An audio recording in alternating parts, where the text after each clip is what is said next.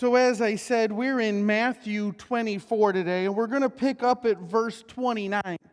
But just to put things back into context, Jesus is walking out of the temple for what will be his last time.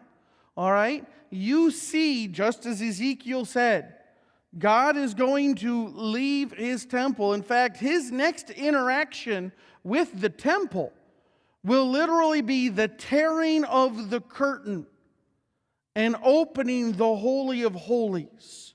But that's Good Friday. We're not there yet.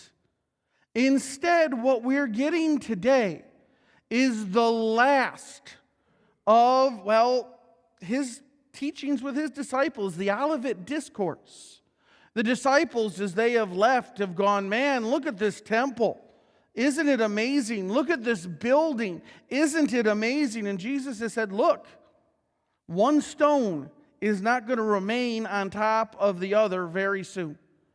So naturally, their question is, okay, you got to tell us when this is happening. You got to tell us what's going on. When will this be, and what are the signs? And I talked about how, if you don't have an Old Testament view of the New Testament, if you don't realize that Jesus is taking everything back to language the prophets have used, then what you get is a lot of rapture and tribulational and end of the time teaching that really is not the historical view of the church. It's not what Jesus was getting at. So we're going to get into more of that tonight as we finish up. So picking up then at verse 29, immediately after the tribulation of those days, and again, he's talking about the destruction of the temple. That's what the disciples asked. The sun will be darkened, and the moon will not give its light. The stars will fall from heaven, and the powers of the heavens will be shaken.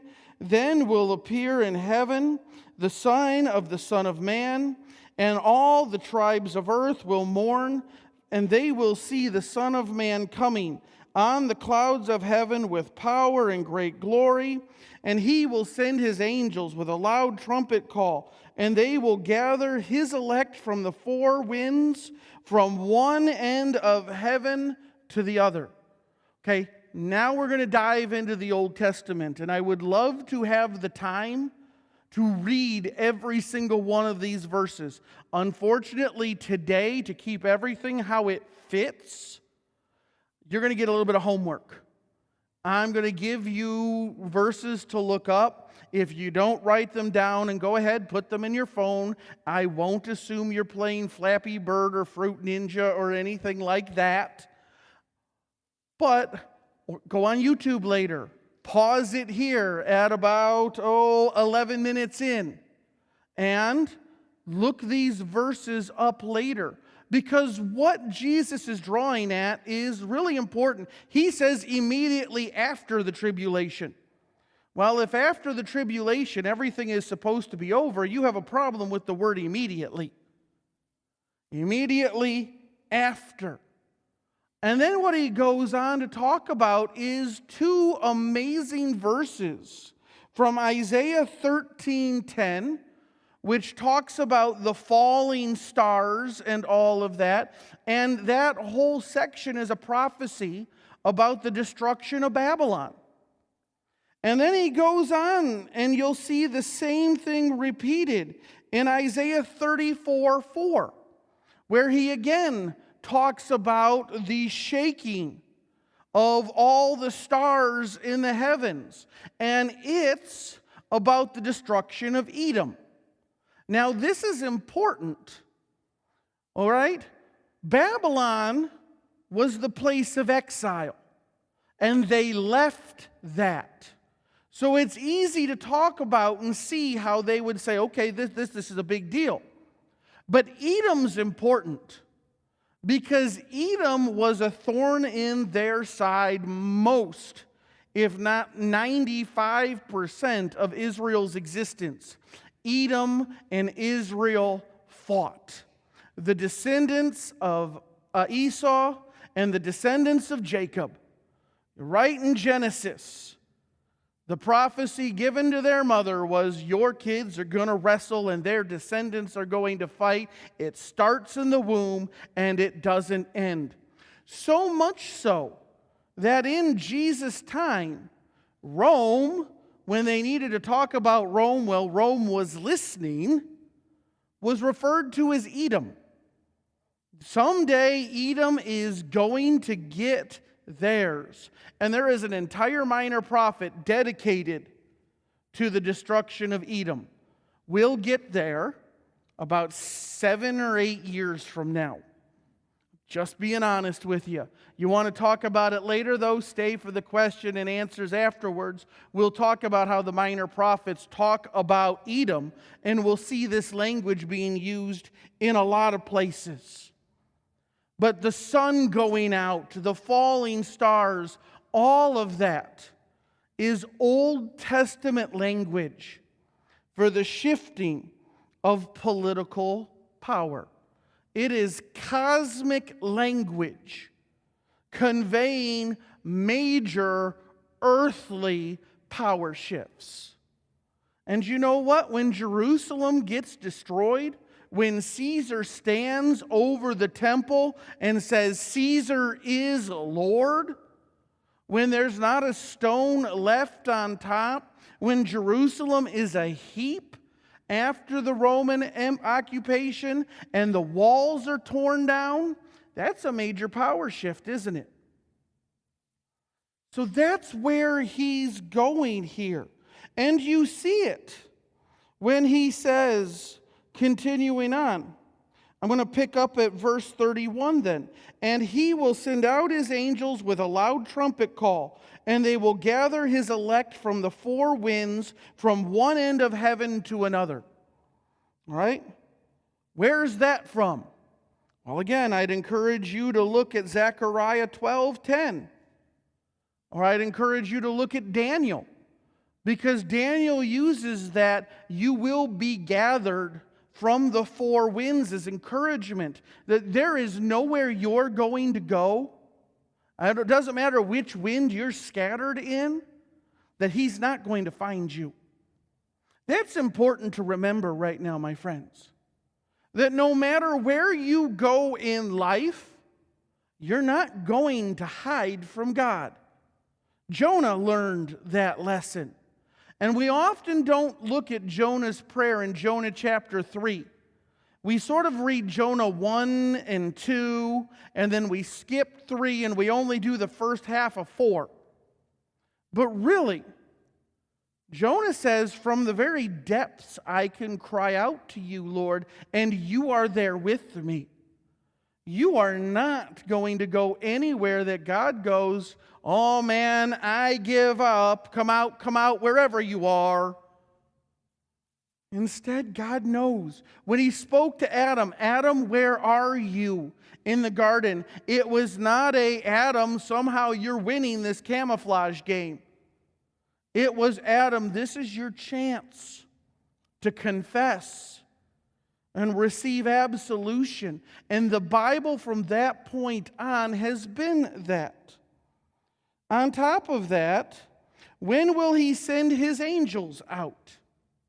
Well, you have to remember in the Greek, the word angelos, where we get the word angel from, means messenger. It means letter deliverer. Mailman is what it means. When do you see this? Pentecost. I want you to take my good news, the good news for all mankind, and I want you to scatter it to the wind. Start local, Jerusalem and Judea, then go out to Samaria. You know that place you didn't want to go earlier? And then go to the very end of the world. And you have until the end of time to do that. And that whole time you're doing it, I will be with you always. Again, you can't hide from God. And God will always be with you. So he goes then to the lesson of the fig tree. And remember what happened to the fig tree just yesterday. I know it was 2 weeks ago. But in Jesus' teaching, he walked in, he saw the fig tree wasn't bearing fruit. He destroyed it. From the fig tree, learn its lesson. As soon as the branch becomes tender and puts out its leaves, you know that summer is near. So also, when you see all these things, you know that he is near, at the very gates. Truly I say to you, this generation will not pass away until all these things take place. Heaven and earth will pass away, but my words will not pass away. Again, this can't be talking about future events if it's for this generation. But do you know what this generation will see? It'll see Good Friday. It'll see Easter Sunday. It'll see Pentecost. It'll see the ascension.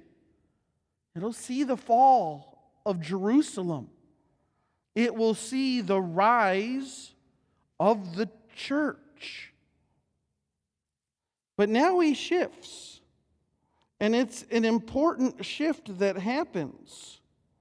Because you have to remember, he's been talking about, you go back to verse 31, he's been talking about his elect. All right, now we have to dwell for a few minutes on this. And again, I'm going to go kind of quick. Like I have said for this chapter, I am staying after for a question and answer session. You want to hash things out? I will spend all the time you need here. But the concept of the elect has caused a theological mess, especially among our Calvinistic brothers. All right, so what's Calvinism? Well, we'll get to that in just a moment. You see, the problem is we have to wrestle with a very powerful thought. Okay? If God's word never returns empty, and God desires all men to be saved, then why does God need a hell, and how do people end up in it? That's three-statement issue has caused so much spilled ink and so much blood and divided the Reformation because you have three truths that are biblical that you have to place next to each other. First off, you have to have universal grace. All right, you look at verses like John 3:16. For God so loved the world, all people. You look at 2 Peter 3:9. God desires all men to be saved. You look at 1 John 2:1 and 2. You look at these verses, and it is clear that Christ died for all. But then you turn around and you also have to believe in grace alone. That's the theme of the Reformation. You get verses like Ephesians 2:8 and 9. For it is by grace you have been saved, not by works, so that no one can boast. But then you turn around and you have to deal with also Christ says there is a hell. In fact, next week, when we get to the end of chapter 25, we're going to spend a little bit of time talking about hell, because Jesus does. So now you have this problem, because as I've said, you have these three truths, and now our human nature is going to try to force them together. And if you reject universal grace, but believe in grace alone and hell, you're a Calvinist. God chooses who He's going to save and chooses who He's not going to save, and your goal is to figure out whether you're one of the elect. And if you work hard enough, it proves that God has made you one of the elect. If you reject grace alone, but believe in universal grace and hell, you're a synergist. You're a free will theologian. All right? All roads lead to God. If you deny hell, you're fully a universalist. But the problem is there's no justice then. There's no punishment for sin there. God is not righteous or just. So, what are you? Are you a Calvinist, a free will theologian, or just a God is love, let's sing kumbaya? That's the struggle. Here's the Lutheran position. And I have said this before. One of the reasons I became a Lutheran is because it's okay to step back and say, I don't know God's mind, but I do know God's heart. In Scripture, He tells me what I need. And if He says this is the way it works, well, right now I see through the glass darkly, as Paul says. But there will be a day in which I understand completely. So as Lutherans, we say, why are some saved? Well, that's the work of God. Well, then, Pastor, why are some damned? Well, that's the work of man. And we leave it at that. Because to do anything more than that is to confront God in His throne room. It's why when people go, well, do you think this person's in heaven or do you think that person's in heaven? I step back and I go, you know who sits on that seat? God does. You know who is not going to second guess Him? This guy. Because the minute I try to tell God what my opinion is, I have now forgotten my place. My job is to be His messenger to you. My job is to be His shepherd to you. He's the judge. He's the authority. He's the righteous one. And on the last day, every single one of us will look at God and go, that is the way it must be, because you are indeed a righteous God. So we confess what the Bible confesses, and we teach what the Bible teaches, and we realize that we rely every day upon God's grace, and we thank Him for His mercy. So how do we move on then? Because now we understand there is a time coming. And now that Jesus has talked about the fall of the temple, He's going to address their second question of when are you going to take your kingdom? When are you going to, be the Messiah? And remember, their view of a Messiah still is of an earthly, militant conqueror. So Jesus, if you're going to let Rome knock down the temple in Jerusalem, when are you going to actually get involved? When are you going to take control? And this is where He turns to the future. Verse 36, but concerning that day and hour, no one knows, not even the angels of heaven, nor the Son, but the Father only. Wait a second, how does that work, Jesus? You're God. What do you choose to forget? Did you like Men in Black nebulizer yourself or neuralizer or whatever that is? Did you just zap yourself to forget? You have to remember, Jesus says, I have submitted to the Father. Paul will say He submits even to the point of death and death on a cross, which means Jesus has stepped back and said, this is the Father's right. And as I pick up a cross, I lay down my right. But do you know what Jesus did say? Father, forgive them. They don't know what they're doing. You know what he did say? It is finished. So when that day comes, you don't need to approach it in terror, but you do need to know it's coming. And here's where you get verses from this point on. Last week I talked about tribulation. This week I introduced you to the rapture. This week we're going to get into some rapture verses, and I'm going to show you why they're not rapture verses. The rapture came about in 1820 as a theology. It didn't make sense then. It doesn't make sense now. Let's see what the Bible says here. For as there were in the days of Noah, so will be the coming of man. For as in those days before the flood, they were eating and drinking, marrying and giving in marriage, until the day when Noah entered the ark. And they were unaware until the flood came and swept them all away. So will be the coming of the Son of Man. Okay, let's take that. Okay, life's going on like normal. We don't know what Noah's building out in his backyard. But life's going on as normal, and then the rain come. Now, the rapture says those that go away, good. Those that stay, bad, right?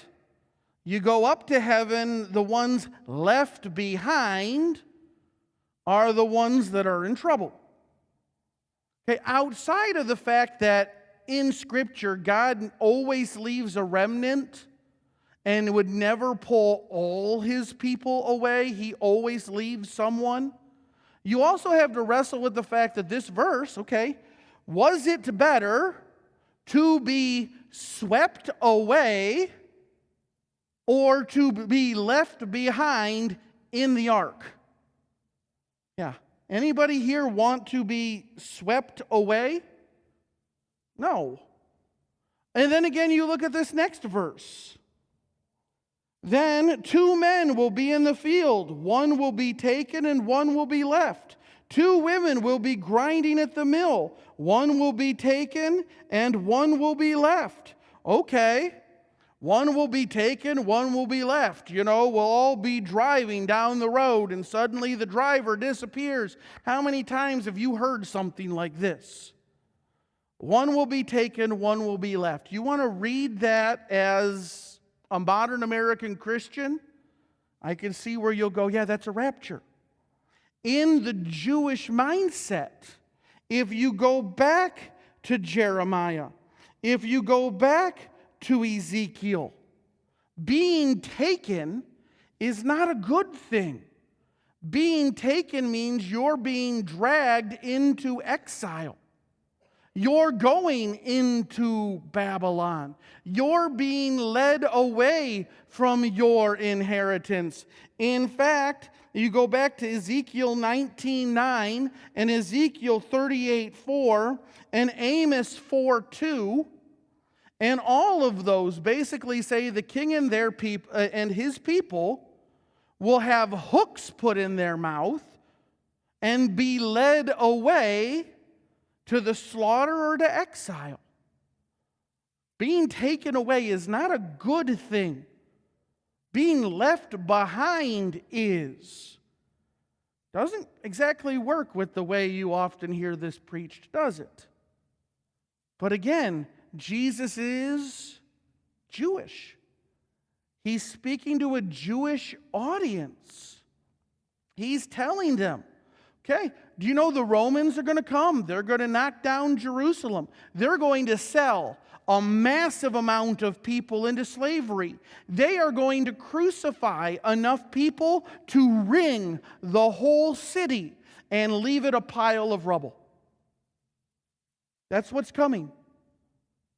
That's the history that's around the corner that this generation will see.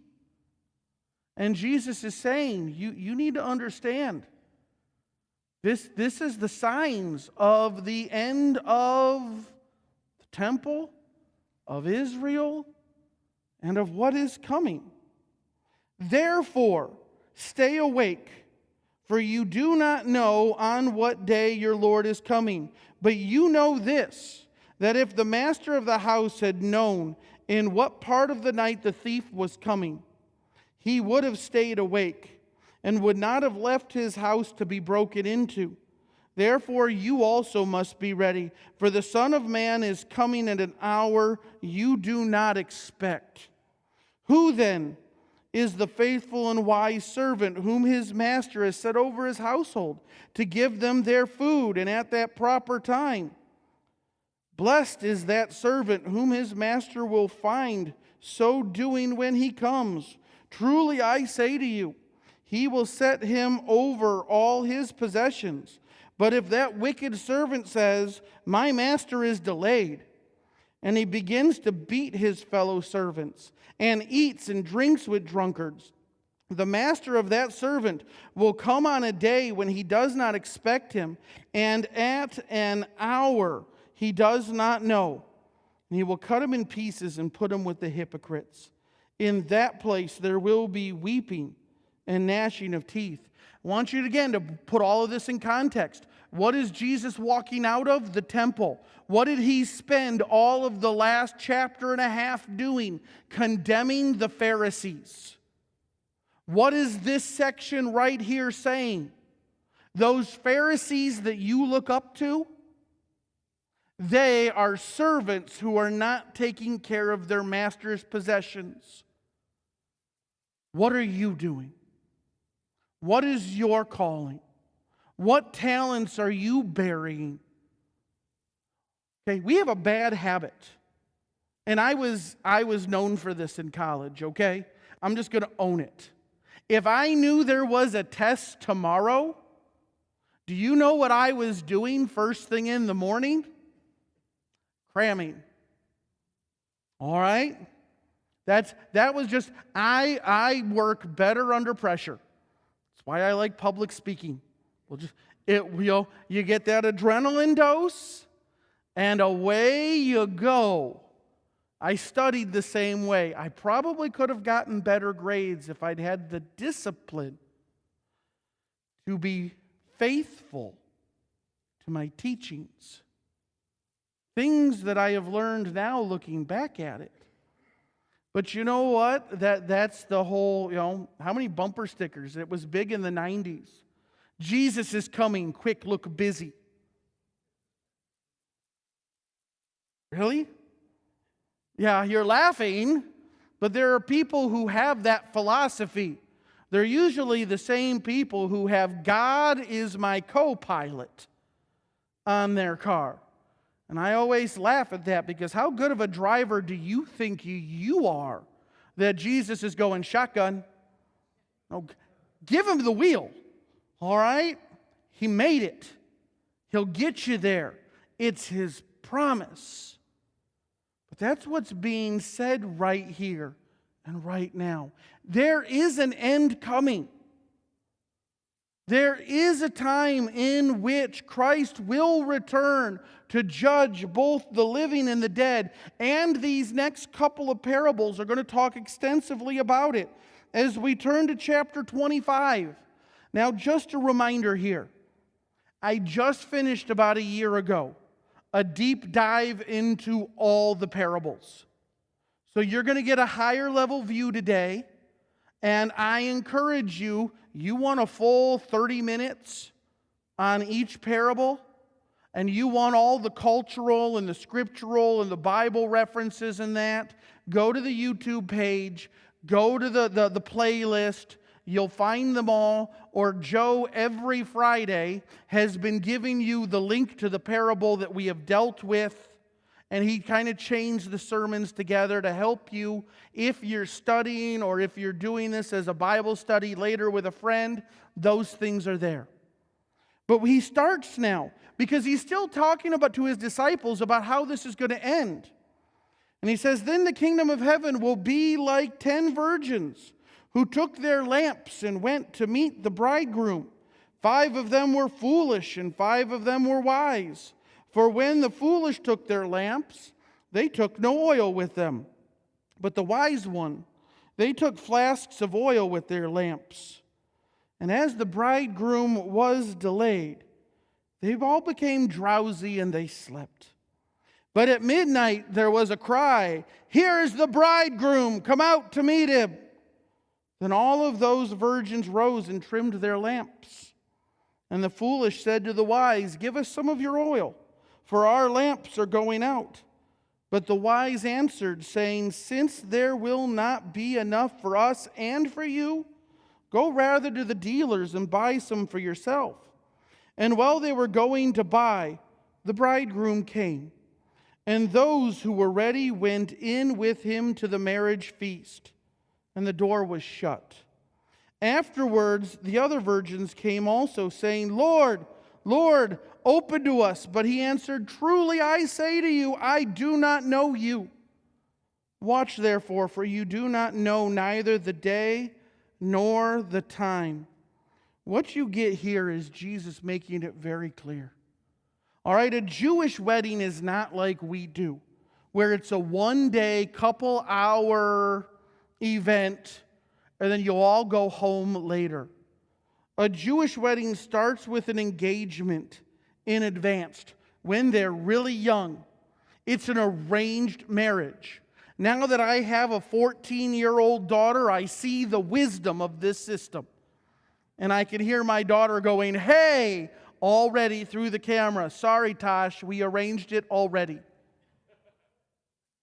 But you went from an engagement to a betrothal period. About 1 year before the marriage, there's vows. You're legally married at this point, but you've not moved in together. This is where Joseph and Mary were at when all of their things started happening to them.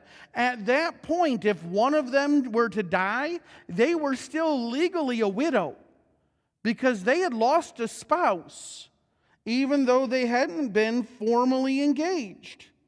Right now, at that point, his focus is providing a stable house and a stable income so that she could move in.